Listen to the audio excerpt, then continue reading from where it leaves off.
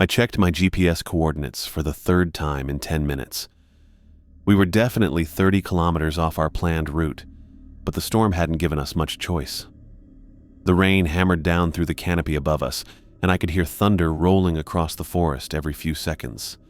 "Raphael, we need to find shelter soon," Marta called out, wiping water from her face. "This equipment won't last much longer in this weather." I nodded and scanned the area ahead. The forest was thick here, mostly cecropia and mahogany with some massive kapok trees scattered throughout. One of those kapoks had come down recently, probably during the last big storm a few weeks back. The root system had pulled up a section of earth about 15 meters across. "Over there," I said, pointing toward the fallen tree. "We can set up under the root ball until this passes." Kojo was already heading that direction with his pack. "Looks like good cover," he said. We made our way through the undergrowth, stepping over fallen branches and avoiding the deeper puddles. The root ball was massive, maybe 8 meters high where it had torn out of the ground. But as we got closer, I noticed something that made me stop. "Hold up," I said, pulling out my flashlight.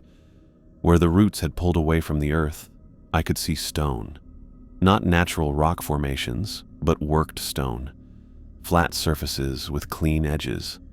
Singh came up beside me and crouched down near the exposed area. "That's definitely artificial," he said. "Look at the joint lines." I played my light across the surface. The stones were fitted together with precision, and I could see what looked like mortar or some kind of sealant between them. This wasn't random construction either. There was a clear pattern to the layout. "Beatrice, get the radio," I said. "We need to report this find."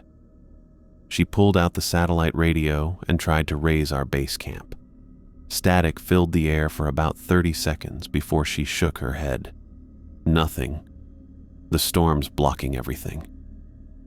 Valentina had moved around to the other side of the exposed area. "Raphael, you need to see this," she called out. I walked over to where she was standing. The fallen tree had revealed more than just a wall. There was an opening, a rectangular space that dropped down into darkness. "It's a courtyard," I said, studying the edges. "Or maybe an entrance to something larger." The opening was about 4 meters by 6 meters with stone steps leading down into the darkness. The walls were made of the same fitted stone we'd seen on the surface, and I could make out what looked like carved details along the edges. Kojo leaned over the opening with his own flashlight. "I can see the bottom. Maybe 3 meters down, there's more stonework down there." I checked my watch. It was 2:30 in the afternoon, but the storm had made everything dark as evening. We had maybe 4 hours of decent light left, assuming the weather cleared. "We're going down," I said, "but we do this properly. Anchored lines, full safety protocols." Marta unpacked the climbing gear while I set up anchor points using the exposed roots. The tree was solid enough to support our weight, and the root system gave us multiple attachment points. "I'll go first," I said, clipping into the rope system. "Kojo, you're second. Everyone else follows after we confirm it's safe." I rappelled down into the opening, my boots touching stone after about 3 meters. My flashlight beam revealed a paved courtyard with geometric patterns worked into the stone. The walls rose up on all sides, but I could see doorways leading off in multiple directions. "Clear," I called up. "Send down the equipment." Kojo came down next, followed by the others.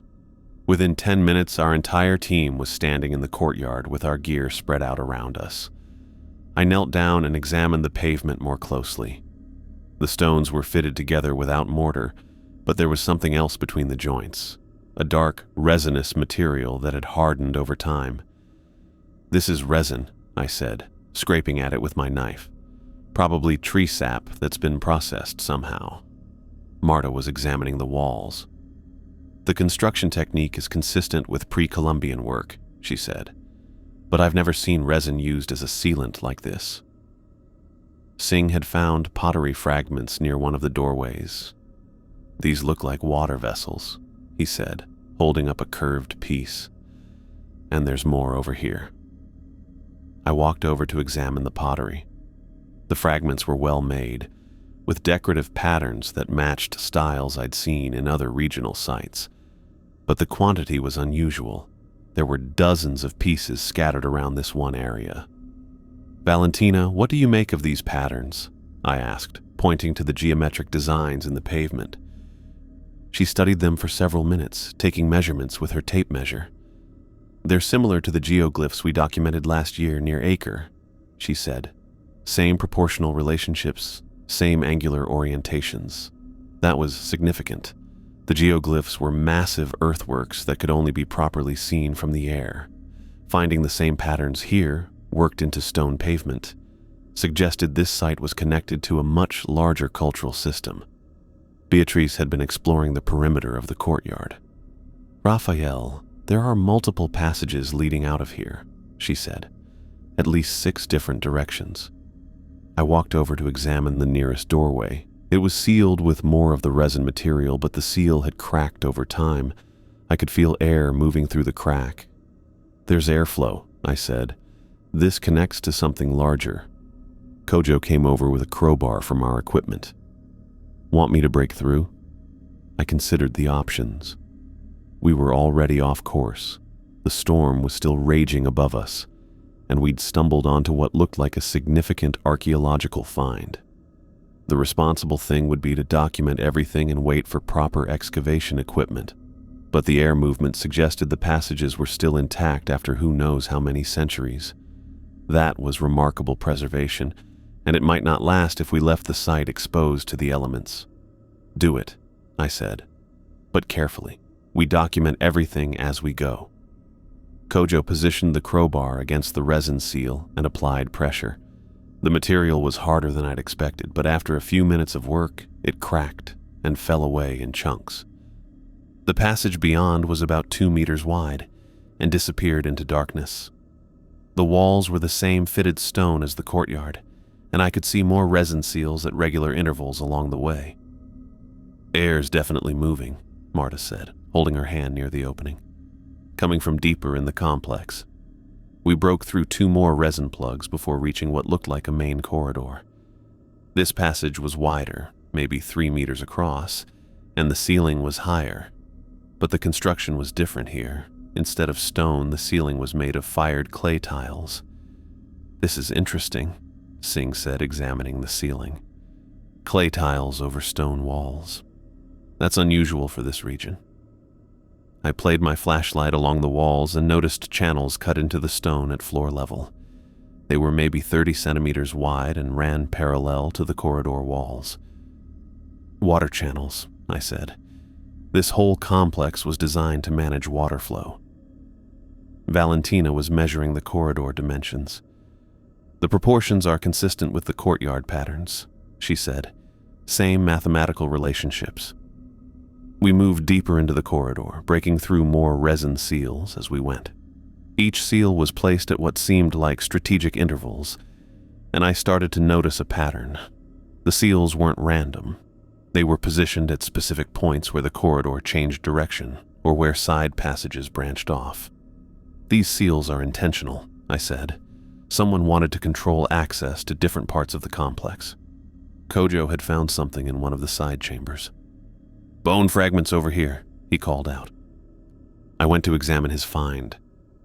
The bones were scattered across the floor of a small room, and they looked old. Very old. But they weren't human. The size and shape suggested small animals. Forest creatures, probably. "Interesting distribution," Marta said, studying the bone scatter. "They're concentrated near the water channels." I noticed something else about the chamber. The air was moving more strongly here, and I could hear a faint sound, like water flowing somewhere in the distance. "There's active water flow in this system," I said, "even after all this time." That changed everything. This wasn't just an archaeological site. It was a functioning hydraulic system that had been operating for centuries, maybe longer. We continued exploring, documenting each chamber and passage as we went. The complex was larger than I'd initially thought, with multiple levels and interconnected water channels throughout. But the more we saw, the more questions I had. The construction was too sophisticated for a simple settlement. The water management system was more complex than anything I'd seen in pre-Columbian sites, and the resin seals suggested someone had been maintaining the system long after its original construction. "Raphael!" Beatrice called from a chamber we hadn't explored yet. "You need to see this." I made my way over to where she was standing. The chamber was larger than the others, with a raised platform along one wall and a deeper channel running along the opposite side. But what caught my attention was the air movement. The air was flowing through this chamber in a steady current, and I could feel temperature differences. Cool air coming from one direction, warmer air flowing out through another passage. "This is a ventilation system," I said. "Engineered airflow." I stood there in the darkness, listening to the sound of moving air and distant water, and realized we weren't just looking at an archaeological site. This was something else entirely. The complexity of the engineering, the active water flow, the maintained seals, it all pointed to something that had been designed for a specific purpose. And that purpose wasn't just shelter or ceremony. This whole complex had been built to contain something. I moved deeper into the corridor with my headlamp cutting through the darkness ahead. The beam caught something on the wall about 20 meters from where we'd made camp, and I stopped to get a better look. Painted figures covered the stone surface in reddish pigments that had somehow survived down here. The mural showed people carrying what looked like ropes and wooden stakes, all moving in the same direction towards something long and pale that stretched across the bottom of the image. The thing they were approaching didn't have a clear head or tail, just segments that curved through what appeared to be passages or channels. I traced the painted lines with my finger, trying to make sense of the scale. "Raphael, you need to see this," I called back toward the courtyard. His footsteps echoed as he approached, followed by Marta's lighter steps. Their headlamps joined mine on the wall. "These measurements," Raphael said, pointing to markings along the edges of the mural. "They're consistent with the channel dimensions we documented." The painted figures held their ropes and stakes at specific angles, and I noticed they weren't attacking the segmented shape. They seemed to be guiding it or directing its movement. Lines showed water flowing beneath the creature, and the drainage channels we'd found were clearly represented in the artwork. "Look at this section," Marta said, illuminating another part of the wall. "The people are above the creature, on platforms like the ones we found in the chambers." I studied the painted drainage systems more carefully. They matched exactly what we'd mapped so far, but the mural showed additional channels extending much further into the complex than we'd explored. The scale measurements were marked in what looked like body lengths, arms, hands, feet, giving us a reference for the actual size of whatever this thing was supposed to be.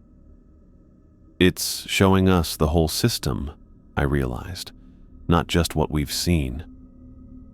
Raphael was already sketching the layout in his notebook, copying the measurements and channel routes.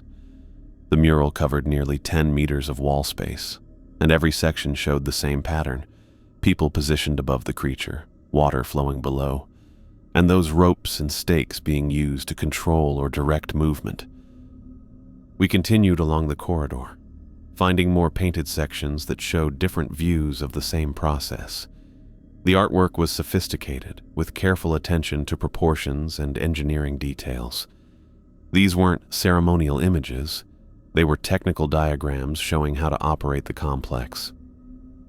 "The first drain is just ahead," Marta said, her light picking out the channel we'd noted earlier. I approached the opening carefully. The stone tiles around the drain were different from the rest of the floor, darker and fitted more precisely. When I knelt down to examine them, I could feel air movement coming up through the gaps. "There's definitely airflow," I reported. "Something's moving down there." Marta stepped onto the tiles to get a better angle with her light. The moment her weight hit the stone, the tiles pressed down about 2 centimeters with a soft grinding sound. Air rushed up through the gaps around the drain opening, carrying a musty smell that reminded me of wet limestone. Raphael's headlamp flickered once, then steadied. He tapped it with his palm, frowning. "Batteries should be good for another 8 hours," he muttered. We moved to the second drain, about 15 meters further along the corridor. This one was larger, with a more complex arrangement of fitted stones around the opening. The tiles here were arranged in a spiral pattern leading down to the central drain. When Marta stepped onto these tiles, they also depressed under her weight. But this time the air that came up carried a different smell, metallic and sharp. I breathed it in and immediately tasted iron and salt on my tongue, like I'd bitten the inside of my cheek. "That's not limestone," I said, spitting to clear the taste. Raphael's light flickered again, this time staying dim for several seconds before brightening. He switched it off and back on, testing the connection. "We should head back," Marta suggested. "Set up properly for the night." We returned to the courtyard where Valentina, Beatriz, and Singh had arranged our gear. The space felt secure with its stone walls and multiple exit routes, and the air circulation was better than in the narrow corridors. Raphael spread out his sketches and notes while we ate our rations. The measurements from the murals suggested the complex extended much deeper than we'd explored, with multiple levels connected by the drainage system. "Tomorrow we'll map the northern section," he decided. "Valentina and I will take the main corridor deeper, while you and Marta work on the side passages." As darkness settled over the complex, the sounds changed. During the day, we'd heard mostly our own movements and voices echoing off the stone. Now, with everyone quiet and the surface world far above us, other noises became apparent. Water was definitely moving somewhere in the complex. Not the steady flow of a stream, but intermittent rushing sounds that came from different directions. I lay on my sleeping pad, listening to the patterns. The sounds came in pulses, a rush of water, then silence for maybe 30 seconds, then another rush from a slightly different location. I started timing the intervals with my watch, trying to find a pattern. Rush from the east corridor, silence for 28 seconds. Rush from the north passage, silence for 32 seconds. Rush from the east again, but closer this time. The intervals weren't quite regular enough to be mechanical, but they weren't random either. Something was causing the water to move in those specific patterns, and whatever it was seemed to be active throughout the complex. Air pulses accompanied the water sounds, not the steady circulation we'd noticed during the day, but sudden movements that I could feel against my face when I turned toward the corridor openings. The air carried different scents each time, sometimes that limestone smell, sometimes the metallic taste we'd encountered at the second drain. I checked my watch again. The pulses were coming every 25 to 35 seconds now, and they seemed to be getting stronger. The water sounds were definitely closer than they'd been an hour ago. Raphael was snoring softly near the entrance we'd used to descend. Marta and Singh were quiet on the other side of the courtyard. Valentina shifted in her sleep occasionally, but the sounds didn't seem to be waking anyone else. I sat up and pulled out my notebook, trying to map the timing and direction of each pulse. East corridor, 30 seconds. North passage, 28 seconds. East again, 26 seconds. The intervals were getting shorter. A stronger air pulse hit me from the main corridor, carrying that iron and salt taste so intensely that I had to cover my nose and mouth with my shirt. Whatever was moving down there was getting more active as the night progressed. I stayed awake, listening and timing, until the first gray light started filtering down through the entrance opening above us. The water sounds gradually became less frequent as dawn approached, and the air pulses faded to the steady circulation we'd noticed during our initial exploration. When Raphael stirred and checked his watch, I showed him my notes from the night. "Rhythmic, but not mechanical," I told him. "Something's definitely moving through the drainage system, and it's more active in the dark." He studied my timing records, comparing them to his sketches of the channel layout from the murals. The intervals matched the distances between drain openings, he realized. If something was moving through the channels at a consistent speed, this is exactly the pattern we'd expect to hear. Beatrice and Singh packed their gear after breakfast, preparing to return to the surface. They'd establish communication with our helicopter pickup and monitor weather conditions while the rest of us continued mapping the complex. "Check in every 4 hours," Raphael instructed. "If you don't hear from us by 1800 hours, call for immediate extraction." They climbed the rope to the surface, leaving me, Raphael, Marta, and Valentina to continue the exploration. The morning light coming through the entrance made the courtyard feel almost normal, but I couldn't forget the sounds I'd heard during the night. The complex was definitely more active than it appeared during daylight hours, and whatever was moving through those drainage channels was large enough to displace significant amounts of water and air.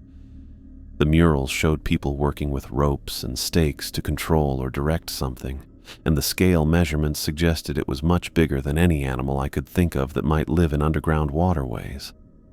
I gathered my gear and checked my headlamp batteries.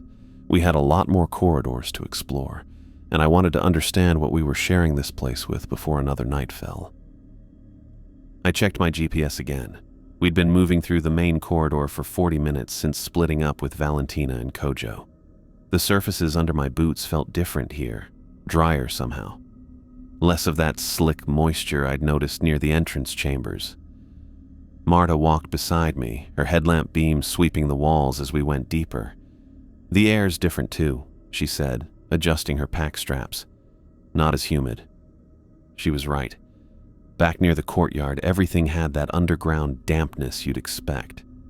Here, the stone felt almost dusty under my fingertips when I touched the wall to steady myself. "Look at this," I said, stopping at the next doorway threshold. I crouched down and examined the dark material packed into the gap between the floor stones. It wasn't the same resin we'd been seeing everywhere else. This stuff was grittier, more porous. "Biochar," Marta said, kneeling beside me. "Burned organic matter. They used it like a filter." I scraped a small sample with my knife blade. The material crumbled easily, releasing a faint smoky smell. Why pack it in the doorways? Maybe to absorb moisture, or... She paused, thinking. Could be to keep something out. We'd been walking for another 10 minutes when I noticed something else. The usual forest sounds, insects buzzing, small animals moving through undergrowth above us, had gone completely quiet. Even the bird calls that had been filtering down through the collapsed opening had stopped. "You hear that?" I asked. "Hear what?" "Exactly, nothing." Marta stopped and listened. The only sounds were our footsteps and the distant water flow we'd been tracking since yesterday. No scratching, no scurrying, no wing beats. Like every living thing in the area had decided to be somewhere else. The third chamber opened up ahead of us, larger than the previous two. My headlamp beam caught something different on the far wall. Not murals this time, but actual shelves carved into the stone. Rectangular niches, maybe 30 centimeters deep, arranged in neat rows. "Residential," Marta said, walking over to examine them. "Storage for personal items." I moved to the left wall where something had caught my eye on the floor. A piece of fired clay, curved and hollow. I picked it up carefully. It was about the size of my palm with a small hole at one end. "Whistle," I said, holding it up. The piece was broken, missing whatever mouthpiece it had originally, but the shape was unmistakable. Marta came over to look. Musical instrument, or maybe a signal device. I turned the fragment over in my hands. The clay was well fired, smooth to the touch. Someone had spent time making this, shaping it carefully before the firing. Personal belongings didn't usually survive in archaeological sites unless the abandonment had been sudden. "They left in a hurry," I said. The mural on the back wall showed more of the same technical diagrams we'd been seeing, but this one was different. Instead of showing the creature itself, it depicted people working. Figures carrying containers, pouring something across floor surfaces. Other figures sitting on raised platforms, watching from above. I studied the pouring motion more carefully. The material being spread looked granular, not liquid, and the people doing the work wore what looked like cloth over their faces. "Protective covering," Marta said, following my gaze. Whatever they were spreading, they didn't want to breathe it. The platform figures held long poles or sticks, pointed downward toward the floor level. Supervisors, maybe, or guards making sure the work got done properly. I was sketching the mural layout in my notebook when the scream echoed through the complex. Human. Definitely human. And close. I dropped the notebook and ran toward the sound, Marta right behind me. Our footsteps echoed off the stone walls as we retraced our path back toward the main corridor junction. The scream had come from the north, where Valentina and Kojo were supposed to be mapping. "Kojo!" I shouted, my voice bouncing off the walls. No answer. We reached the junction, and I turned north, following the passage Valentina and Kojo had taken that morning. My headlamp beam swept back and forth as I ran, looking for any sign of them. 50 meters down the corridor, I found it. A backpack lay torn open against the wall, its contents scattered across the stone floor. I recognized the blue fabric immediately. Kojo's pack.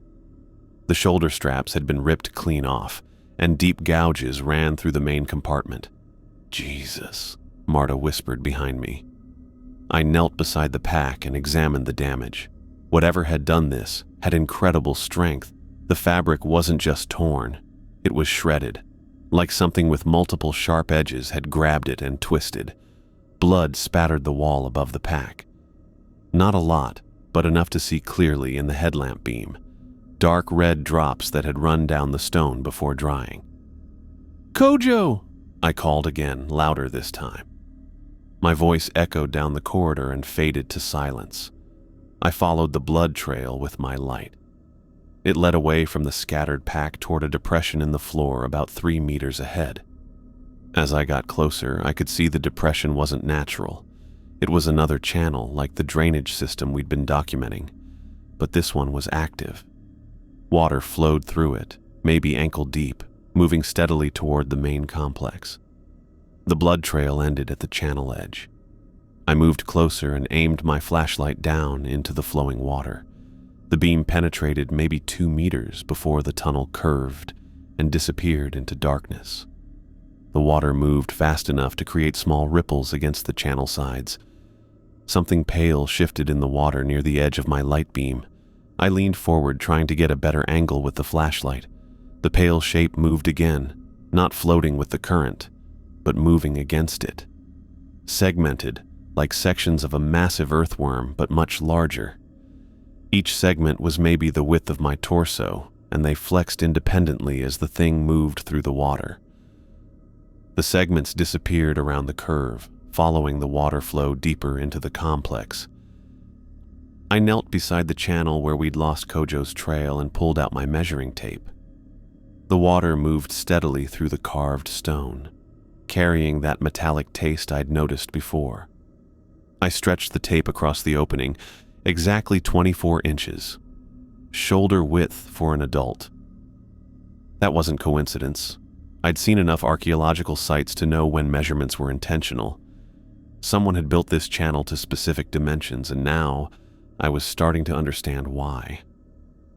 I pressed my palm against the tiles beside the channel. A faint vibration ran through the stone, rhythmic pulses that matched the water flow. I pulled out my grease pencil and marked the wall where the vibrations felt strongest. 3 small X marks, about 6 inches apart. "Marta," I called softly. She was examining the blood spatters again, trying to piece together what had happened to Kojo. "What did you find?" "The channel width. It's exact 24 inches. And there's something moving under these tiles." She came over and put her hand where I'd marked the wall. Her eyes widened. "That's not water flow. Something's pressing against the underside." I stood and checked my watch. We'd been down here for 3 hours since splitting up with Valentina. She should have returned from mapping the northern section by now. "Valentina," I called toward the passage where she'd gone. My voice echoed off the stone walls, but no answer came back. Marta and I exchanged looks. 2 team members missing now. I pulled out my radio and tried reaching Beatrice on the surface. Static filled the channel for 10 seconds before I heard her voice, faint and broken. Raphael, can barely. Storm getting worse. Beatrice, we need immediate extraction. 2 team members missing. Repeat, immediate extraction. More static, then nothing. I tried again. Dead air. Radio's gone, I told Marta. We're on our own. I opened my notebook and wrote down the facts. Kojo Williams, missing, blood evidence at drainage channel, backpack destroyed. Valentina Cruz, missing, Northern Passage, no blood found. Time, 15:45 hours. Marta watched me write. What do we do now? We figure out what this place really is. I'd been thinking about it wrong from the start. This wasn't just a settlement or ceremonial site. The channels, the measurements, the way everything connected. It was designed for something specific. We spent the next hour moving through every chamber we could reach safely. I documented the pattern that emerged. Each room had a strip of different material running across the floor. Not stone like the rest, but something that felt drier, grittier under my boots. On one side of each strip sat a raised platform. On the other side, a drain opening. The strips were always the same width, about 4 feet. Always positioned between the platform and the drain. Always made of that different material that didn't hold moisture like the surrounding stone. It's a barrier system, I told Marta as we stood in the 5th chamber. Look at the wear patterns on the platforms. People stood there regularly. And these strips, they're not just decorative. They're functional. Marta knelt and scraped at the strip material with her knife. It's like compressed charcoal mixed with something else. Absorbs moisture. I was starting to see the logic.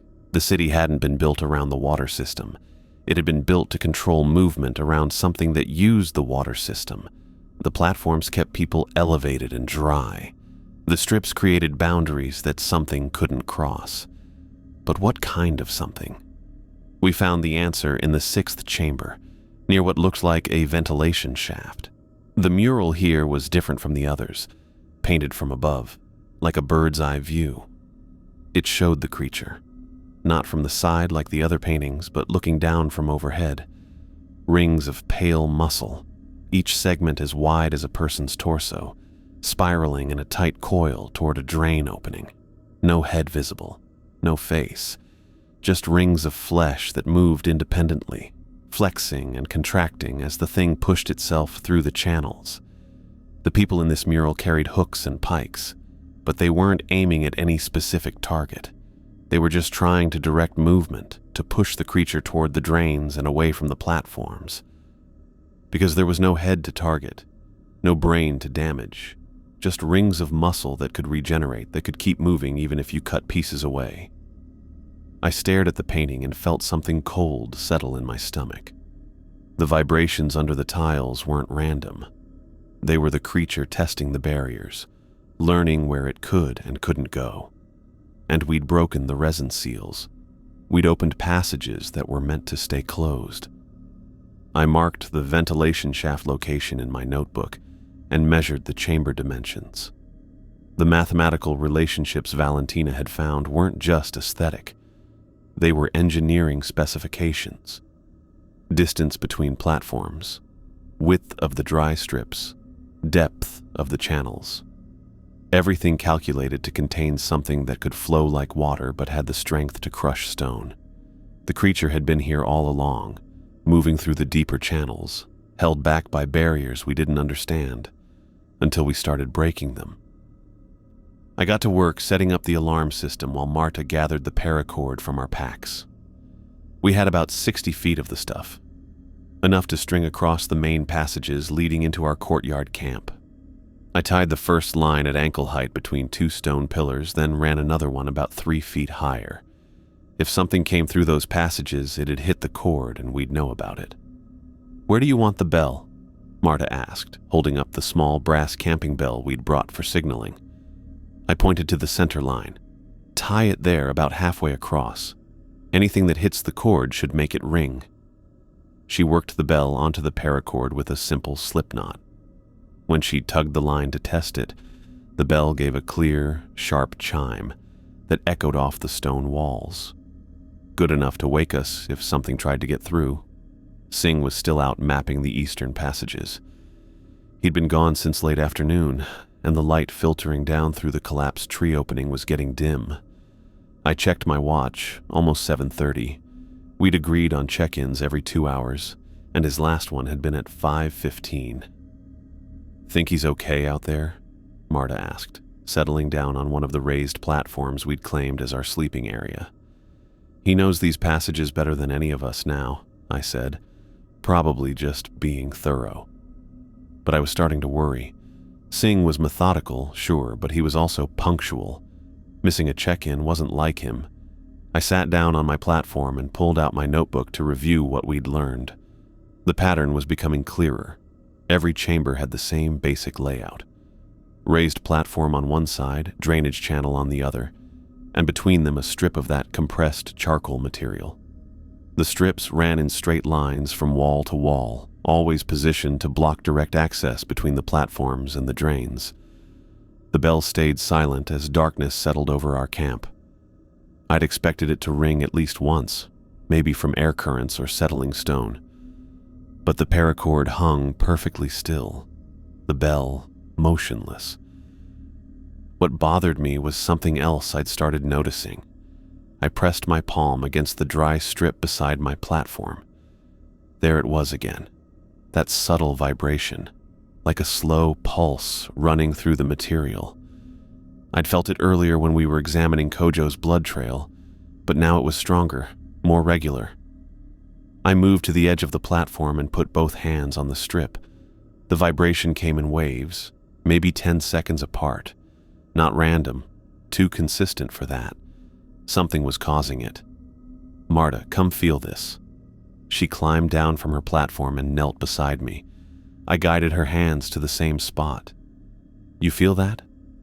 She frowned, concentrating. "Yeah, like something's pressing against it from underneath." I moved to the stone tiles on the wet side of the strip, the area between the strip and the drainage channel.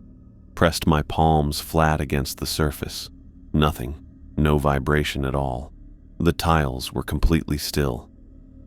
"That's weird," Marta said when I told her. "Why would the dry side vibrate but not the wet side?" I didn't have an answer, but the pattern was consistent. Every time I checked, the compressed charcoal strips pulsed with that slow, steady rhythm, while the stone tiles around the drains stayed motionless. At 8:45, I heard footsteps in the eastern passage. Singh's voice called out, "Coming in," and I saw his headlamp beam sweeping across the corridor walls. "About time," I called back. "You missed your check-in."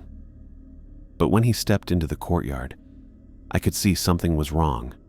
His left sleeve was torn from shoulder to elbow, hanging in tatters. His forearm was bloody, with what looked like deep scratches running from his wrist to his elbow. "What happened?" Marta was already moving toward him with the first aid kit.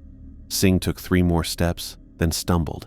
His legs seemed to give out all at once, and he went down hard on his knees just short of the dry strip. I jumped down from my platform and grabbed him under his good arm. "Singh, talk to me. What did this?" His head was drooping, chin almost touching his chest. When I lifted his face, his eyes were unfocused. Pupils looked normal, but he seemed barely conscious. "No bite marks," Marta said, examining his torn sleeve. "These look like scratches, but they're deep. Whatever did this had some serious claws." I hauled Singh to his feet and half carried, half dragged him across the dry strip to the nearest platform. The moment we crossed onto the compressed charcoal material, I felt the difference. The strip didn't just vibrate. It actually flexed under our combined weight, like it was designed to give way. That wasn't right. The material had felt solid before, firm enough to walk on without any noticeable compression. Now it felt almost spongy, like stepping on a thick mat instead of packed earth. I got Singh onto the platform and checked his pulse. weak and rapid. His breathing was shallow but steady. The scratches on his arm were still bleeding, but they didn't look life-threatening. "Sing, can you hear me?" I tried again. His eyes fluttered open for a second, then closed. He mumbled something I couldn't make out. That's when I heard it. A scraping sound from directly beneath us. Not the water flow we'd been hearing from the drainage channels. This was different. Deliberate. Like something dragging itself across stone. I pressed my ear to the platform. The scraping came again, closer this time. And underneath it, a wet, sliding sound, like something large moving through a tight space. The tiles around the drainage channel started to flex. Just slightly, but enough to see the joints between them widening and closing in a slow rhythm. Like they were designed to do that. Like they were supposed to break away. "Marta, we need to get off this level. Now." She looked up from bandaging Singh's arm. "What's wrong?" "The floor's not stable. Those tiles, they're moving." I helped her get Singh to his feet. He was more alert now, able to support some of his own weight, but still unsteady. "Can you climb?" I asked him. He nodded weakly. "I think so." We made our way to the rope we'd left hanging from the tree opening above. The climb would be tough with Singh injured, but staying down here was starting to feel like a very bad idea. As I rigged a safety line around Singh's waist, I thought about the resin plugs we'd broken to get deeper into the complex, all those sealed passages we'd opened. I'd assumed they were just preservation measures, keeping moisture out of the chambers. But what if they weren't? What if they were part of something bigger? A system designed to keep something in? The scraping sound came again, louder this time. And I realized we weren't the first people to break those seals. Some of the plugs we'd found had been opened from the inside, then resealed with fresh resin. Someone else had been down here. Someone who understood how this place was supposed to work. Someone who'd been trying to fix what we'd broken. I spread my notebook flat on the stone platform, trying to make sense of what we'd found. The sketches and measurements filled 3 pages, but the patterns didn't connect the way they should have. The murals showed technical diagrams, sure, but they assumed knowledge I didn't have. Without understanding what the original builders knew about this thing, I couldn't figure out how their system actually worked. The creature was down there testing everything. I could feel it through the stone.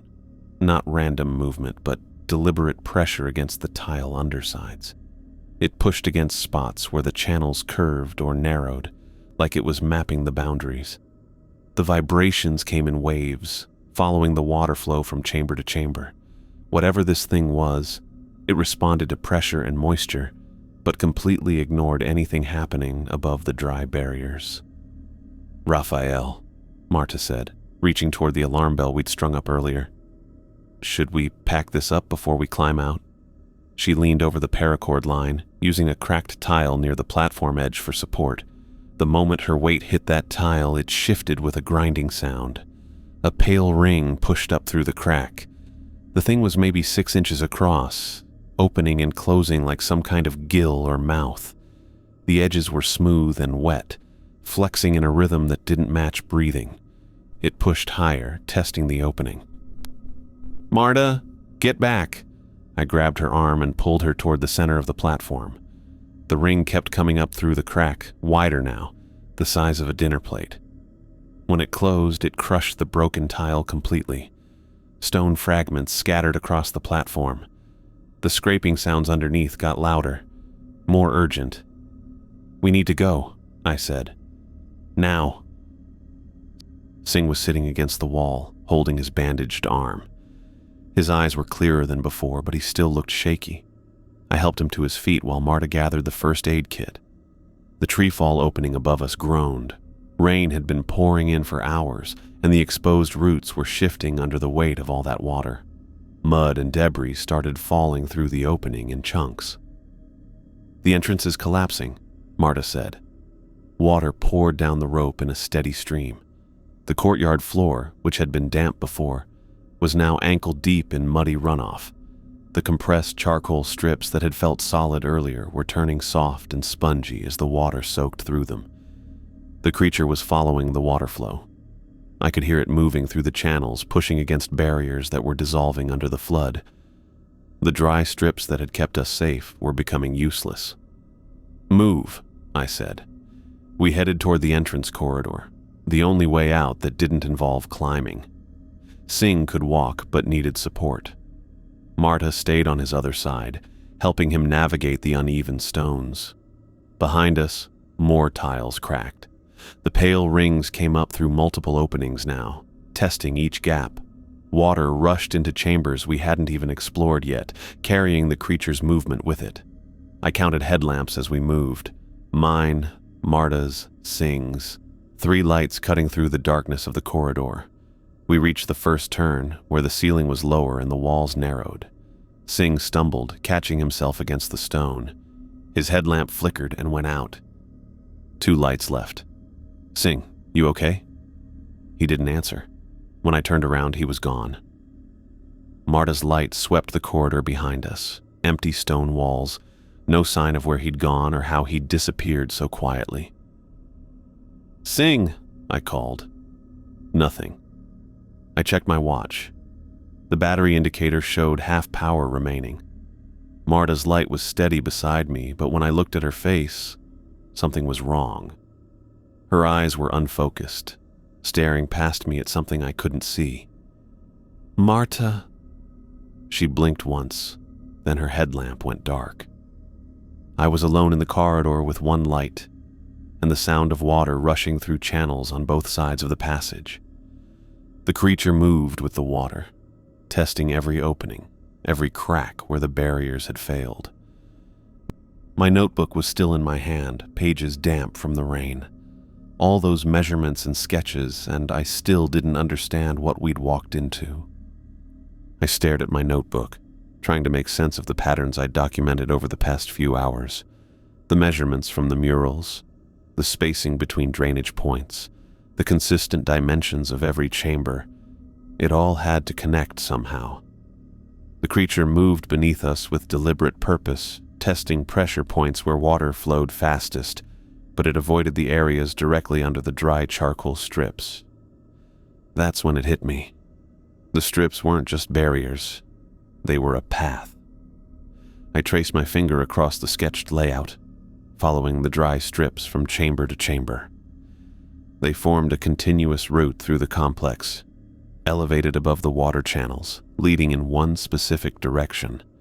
I flipped back to my measurements of the mural figures and their positioning relative to the architectural elements.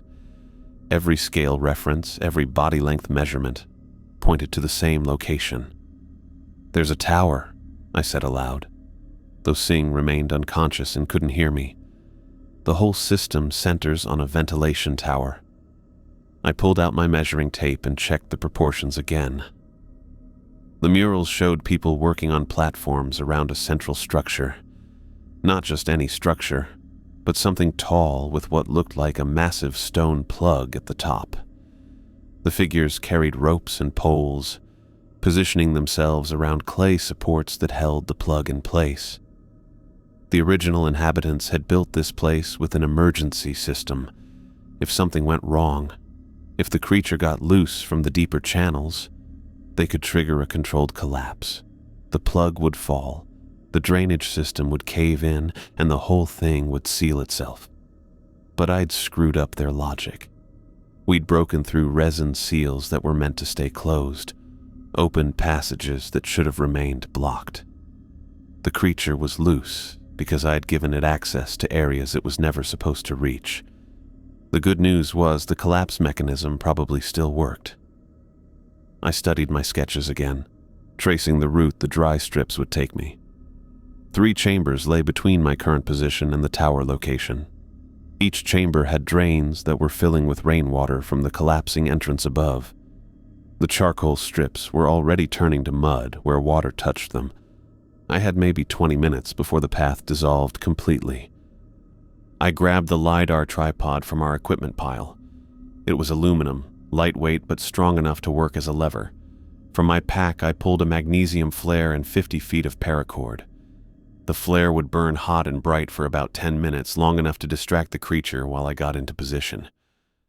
I tied one end of the paracord to the tripod, then strung the cord across the remaining dry patches, testing each section to make sure it would hold my weight. The charcoal strips felt spongy now, but hadn't completely dissolved. I looped the cord over a stone lintel in the doorway leading toward the tower, creating a pulley system that would let me apply leverage to whatever clay props I found supporting the plugstone. The creature's movement below had intensified. Water poured steadily through the collapsed entrance, spreading across the courtyard floor and flowing into every drain opening. The thing followed the water, pushing through channels that connected the entire complex. I needed to draw it away from my planned route. I crawled to the edge of the platform and lit the magnesium flare. The flame burst to life with brilliant white light that filled the chamber and sent shadows dancing across the walls. I tossed the flare onto the wet side of the chamber near the largest drain opening. The response was immediate.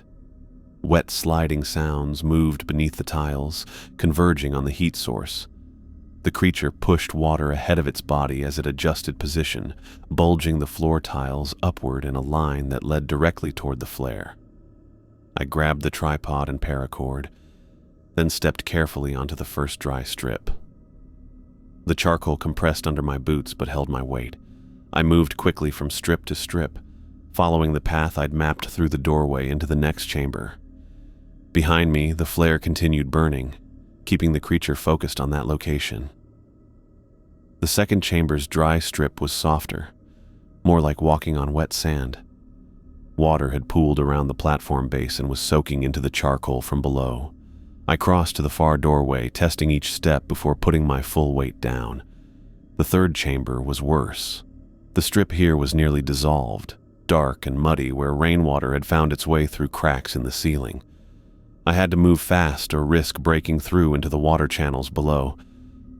At the far end of the chamber, I found what I was looking for. The ventilation tower rose 20 feet above the chamber floor, built from the same fitted stone as the rest of the complex. At the top, a massive plugstone sat in a circular opening held in place by 4 clay props that extended from the tower walls. The props were exactly as shown in the murals. Fired clay supports designed to shatter under pressure. The plug had to weigh at least 2 tons. When it fell, it would drop straight down through the tower and into the main drainage channel below, creating a cascade failure that would collapse the entire water system. I positioned the tripod under the lowest prop and extended the legs to create a stable base. The paracord ran from the tripod over the lintel I'd rigged as a pulley, and back to where I could apply my full body weight as leverage. The flare was starting to dim in the distance. I could hear the creature moving again, testing different routes through the channels as the light faded. I pulled down on the paracord with everything I had. The tripod legs bent under the pressure, and the clay prop shifted slightly in its socket. The plugstone moved just enough to show it wasn't completely locked in place. The flare died completely, plunging the chamber back into the dim glow of my headlamp. Immediately, I felt the floor tiles bulge upward beneath my feet. The creature had adjusted toward my position, following my heat signature now that the brighter source was gone. The creature's movement beneath the tiles shifted toward where the flare had been burning. I could hear wet, sliding sounds getting closer, following the heat signature I'd just given it. The floor bulged upward in a line, moving directly toward my position at the base of the ventilation tower. I grabbed the aluminum tripod and repositioned it under the second clay prop, the one that looked most cracked from my earlier attempt. The paracord was still looped over the stone lintel above, giving me the leverage I needed. I wrapped the cord around my hands and pulled down with everything I had. The tripod legs bent under the pressure, but this time I could feel the clay prop actually moving in its socket. A hairline crack appeared along its length, then spread wider as I kept pulling. The massive plugstone above shifted with a grinding sound that echoed through the chamber. Something pale pushed up through a crack in the tiles right next to my feet. I jerked sideways but kept pulling on the cord. The clay prop split completely with a sharp crack, and suddenly the plugstone dropped about 6 inches before jamming part way in the circular opening. The creature was right beneath me now. I could feel the tiles flexing under my boots as rings of muscle pressed upward, testing the stone. Water started bubbling up through the widening cracks around my feet. I repositioned the tripod under the third prop and looped the paracord over it. This one was thicker than the others, but the plug stone was already loose and putting pressure on all the remaining supports. I threw my full weight onto the cord. The prop held for maybe 3 seconds, then split right down the middle. The plug stone dropped completely, disappearing into the tower opening with a thunderous crash that shook the entire chamber. The sound that followed was like nothing I'd ever heard. Stone grinding against stone, water rushing into voids, and then a cascade of impacts as the collapse spread through the drainage system below. The floor under my feet cracked in a spiderweb pattern, then whole sections of tiles started dropping into the channels underneath. Water poured through the gaps, following the debris down into the collapsing tunnels. I could hear the creature moving with the rushing water, but its movement sounded different now, more frantic, less controlled. The carefully engineered channels were shattering one by one as the weight of the falling plugstone triggered exactly what the ancient builders had designed. Slabs of stone ceiling crashed down into the drainage system. The sound of flowing water changed to a muffled roar as passages filled with rubble. Through the cracks in the floor, I caught glimpses of pale rings trying to push upward, but now they were fighting against tons of collapsed stone instead of just water pressure. One section of the creature's body managed to force its way up through a gap in the rubble about 10 feet away from me. The ring was maybe 8 inches across, opening and closing frantically as it threw chunks of broken tile in all directions. Stone fragments hit the walls around me, but the creature couldn't get enough leverage to push through completely. More rings appeared through other cracks, all of them struggling against the weight of the collapsed drainage system that now trapped them beneath layers of broken stone and rushing debris. The pain hit me like a sledgehammer. One second I was standing at the tower watching the creature struggle under tons of collapsed stone, and the next second something had wrapped around my ankle and was crushing it with the force of a hydraulic press.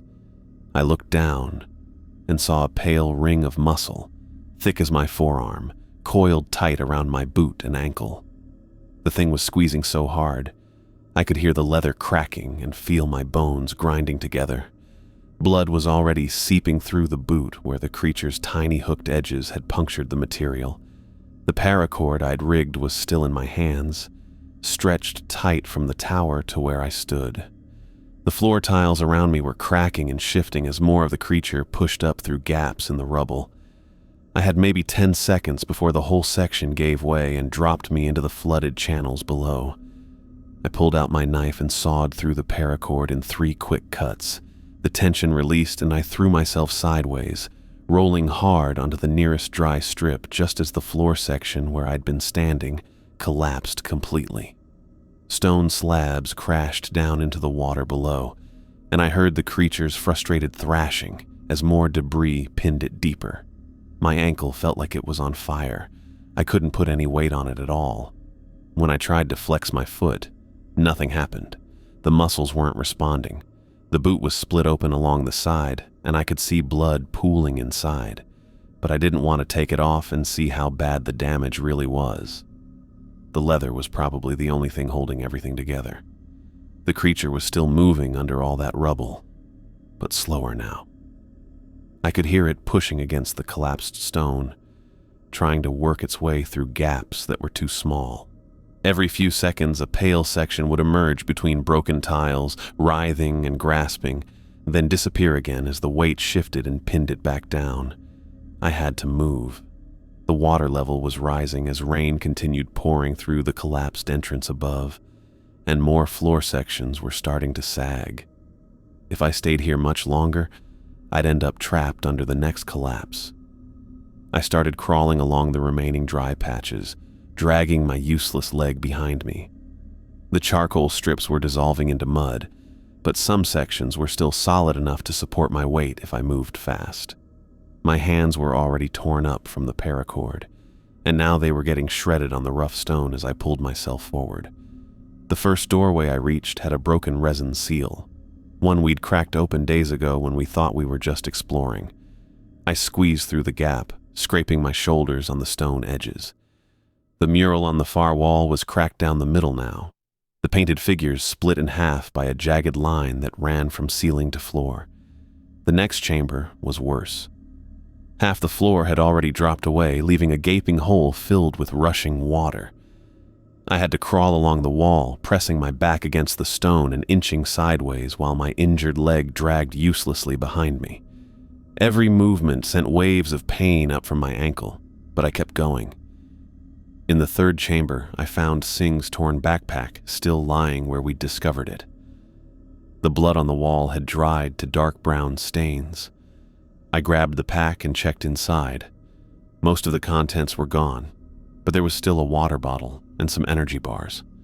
I stuffed them into my vest pockets and kept moving. The entrance corridor was a mess. Water was cascading down from the tree fall opening above, turning the stone floor into a slippery stream. The rope we'd used to descend was still hanging there, but it was swaying back and forth in the wind and rain, at least 6 feet away from where I was lying. I measured the distance with my eyes. Even with both legs working, it would have been a difficult jump. With one leg completely useless, it was going to be nearly impossible, but it was the only way out. I pulled myself to the edge of the platform and waited for the rope to swing closer. When it came within reach, I lunged forward and grabbed it with both hands. The sudden weight made it swing away from the wall, and for a terrifying moment I thought I was going to fall back into the flooded chamber below. But my grip held. I wrapped my arms around the rope and started climbing, using only my arms and my good leg. Every few feet I had to stop and rest, my muscles burning from the effort. The rain was making everything slippery, and my injured ankle kept banging against the stone wall as I climbed. It took me 20 minutes to reach the surface. When I finally hauled myself out through the gap between the roots, I collapsed on the muddy ground and just lay there breathing hard. The forest was quiet, except for the steady drumming of rain on leaves. I could hear the helicopter before I could see it. The sound of rotors cutting through the storm grew louder until the aircraft appeared through the trees, its searchlight sweeping back and forth across the forest floor. It landed in a small clearing about 50 meters away, and I started dragging myself toward it through the mud and fallen branches. The pilot jumped out and ran over to help me. He was a guy named Blake, one of the regular contract pilots who'd flown us out to remote sites before. "Jesus, what happened to you?" he shouted over the noise of the rotors. "Where's the rest of your team?" I let him help me into the helicopter before I answered. My ankle was throbbing with every heartbeat, and I was starting to feel dizzy from blood loss. "They didn't make it out," I said. Blake strapped me into the passenger seat and started working on my ankle with the first aid kit. "What do you mean they didn't make it out? Are they still down there?" I pulled out my notebook and opened it to a clean page. My hands were shaking, but I managed to write down all 5 names: Kojo Williams, Marta Santos, Beatrice Reyes, Valentina Cruz, Singh Patel. I stared at the list for a moment, then closed the notebook and put it back in my vest pocket. "The site collapsed," I told Blake. "There's nothing left to recover." He finished bandaging my ankle and got back into the pilot's seat. As we lifted off, I looked down through the rain at the disturbed patch of forest where the entrance had been. You couldn't even tell there was anything down there now, just trees and mud and the sound of water flowing underground. I didn't know how long the plug would hold. The ancient engineers had built their emergency system to contain something, but they'd never planned for it to last forever. Eventually, the creature would find a way through the rubble, or the water would wash away enough debris to create new passages. But for now, the city's defenses had worked exactly as designed. The cost had been my entire team, but the containment was holding.